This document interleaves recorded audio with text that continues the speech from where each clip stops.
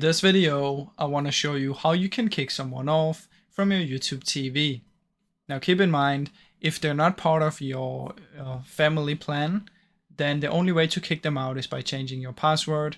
But if they're part of your family plan, you can kick them out by going into your settings. So let me just quickly show you that.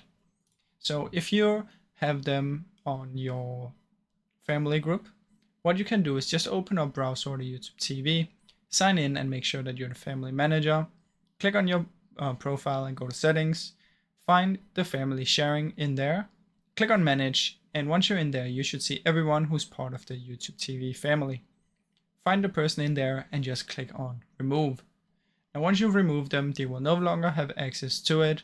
But like I said at the beginning, if they're not part of your family, but they just have access to your account, the only way to do this is by changing your account password, and then you can they will be logged out. So that is basically how that works, guys. Now I really hope you enjoyed this short video. If you did, please leave a like and subscribe, as it helps me out a ton. Thank you so much for watching.